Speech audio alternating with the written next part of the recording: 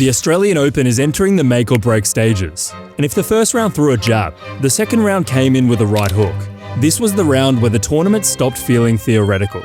It felt like the matches meant something. So let's talk about what happened in round 2 and why round 3 is shaping up to be the point where the Australian Open really shows its teeth. Before we even get into results, the vibe of round 2 was unmistakable. Jannik Sinner somehow implied he'd rather have lunch with Kim Jong-un than Nick Kyrgios. Naomi Osaka's outfit left everyone asking the same question. What the hell is going on? Americans started stacking up in the draw, and the lack of upsets in the top half suddenly meant one thing. Round 3 is loaded. The headline of round 2 came from an unexpected place. Quinn announced himself to the world with a straight sets win over Hubert Hurkacz. That's now 2 straight set wins in a row for Quinn as the underdog. Yes, the wind was brutal and serving was neutralised, but that applied to both players. And Quinn didn't blink. He's got one hell of a forehand, and now he's staring down a third round matchup with Mensik.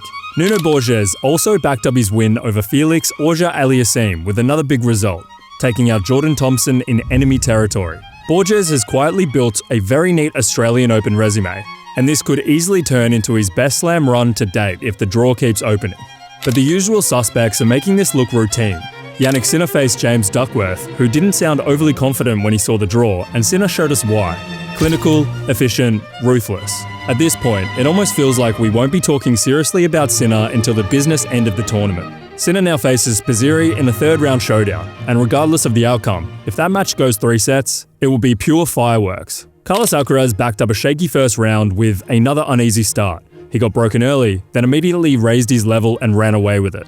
A comfortable straight sets win in the end, but the slow starts are worth mentioning. Novak Djokovic continued to look like he's clocking in for his 9 to 5. No drama, no fuss, just another straightforward win where he controlled the tempo from start to finish. We generally need to appreciate this while it's happening. The longevity is absurd. Taylor Fritz handled business against Kopriva and now faces a very different test in the third. Daniil Medvedev dropped the first set in an 11-9 tiebreak, then steadied and took control. He now faces Marin, who's already knocked off a big server and cruised into round 3. But Medvedev is a different beast. Still, if Marin pulls this off, he announces himself loudly. Alexander Zverev continues to look vulnerable. He dropped a set to Muller, and while he got through on 4, there are clear signs an earlier exit is possible. Cameron Norrie is up next, a lefty grinder who knows exactly how to make life uncomfortable. Where's the after party? And this tournament is doing a great job of reminding us the next wave isn't waiting around. Learner Tien backed up his 5-set opener by sealing round 2 in straights, capping it off with a bagel. I made a video last year saying Tien might be the better long-term bet compared to Fonseca and got absolutely roasted. We'll quietly move on. Tien now faces Nuno Borges, which will be a real test of patience and problem solving. Mensik handled the young Spanish qualifier Joe Dare without too much fuss. He looks more and more like an inevitable top 10 player every time he plays. Now he faces Quinn, and if he gets through that, he's entering new territory at this slam. Vachereau continued his strong run, taking out Rinky Hijikata with big serving and fearless aggression. 5-set durability remains the question, but if matches stay short, he could cause serious damage.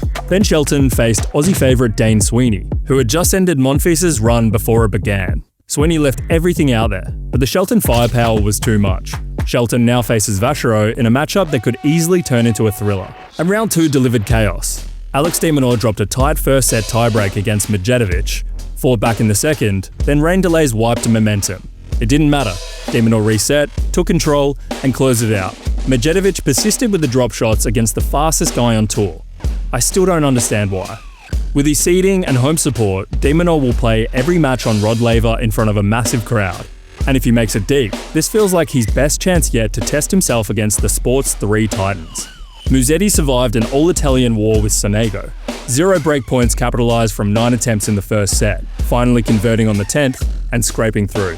Lorenzo Musetti now faces the in-form Machac, who put Stefanos Tsitsipas's dream of a comeback start to the season to bed. Machac has been outstanding so far. Clean ball striking, relentless pressure, and 0 fear of the moment. After dismantling Dimitrov earlier in the week, backing it up by taking out Tsitsipas sends a clear message. Khachanov followed a 5-set epic with a convincing win over Basaveretti. He thrives at slams, and if his body holds, he's a genuine dark horse.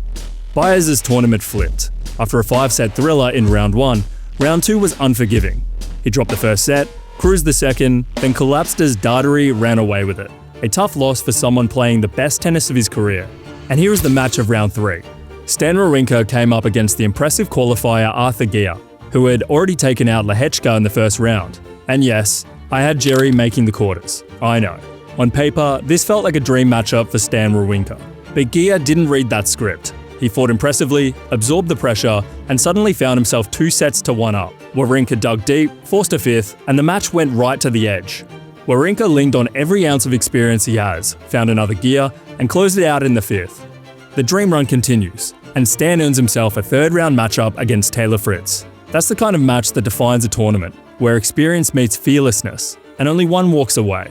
Denis Shapovalov ran into a man who looks very much back in business. After delivering a double bagel to Altmaier in the opener, Marin Cilic backed it up with a convincing win over Denis Shapovalov. Cilic controlled the match, dictated with his clean hitting, and never let Shapovalov settle. For a former US Open champion, this is starting to look less like a nostalgic run and more like a genuine resurgence. Spizzirri vs Wu was a wildcard classic. This one delivered everything. Spizzirri took the first 2 sets, Wu forced a 5th, and it went right down to the wire. Spizzirri held his nerve, passed the physical test, and closed it out. That win should make Fonseca feel just a little better about his upset. And finally, Davidovich-Fokina survived another 5-set marathon, taking out Opelka after squandering a 2-set lead. Back-to-back 5-set wins, just like last year. And waiting in round 3, Tommy Paul, the same player who took him out comfortably in 2025. Tommy is the silent killer of these tournaments. He never makes a noise, and suddenly, he's in a quarterfinal again. And the women's side is moving just as fast. Sabalenka, Swiatek, Rybakina, Goff. All through without drama. Andreeva demolished Sakkari, Pegula dished out a bagel and cruised. Madison Keys wobbled, but got through. Raducanu bowed out, and Boku continues her collision course with Sabalenka, and Diana Schneider looks like a real dark horse to cause damage. But then there's Naomi Osaka. Despite the outfit, she moved through and keeps building momentum. So here's what round 2 told us. Round 2 didn't just shake things up. It compressed everything. Fewer easy matches, fewer hiding spots, far more consequences. Before we wrap it up, a quick look ahead, because round 3 is stacked. de Minaur vs Tiafoe has a lot of theatre. Carlos Alcaraz vs Corentin Moutet could get uncomfortable fast if Moutet gets up to his old tricks. Daniil Medvedev vs Fabian Marozsan is a real upset watch. Ben Shelton vs Valentin Vachereau has sleeper thriller written all over it. And Lorenzo Musetti vs Tomas Machac might be the most dangerous matchup of the round. Round 3 is where the fireworks start. And if this is how the tournament opened, we're in for a very, very good one. What was your favourite match of round 2? Let me know in the comments below. And if you enjoy these recaps, consider subscribing.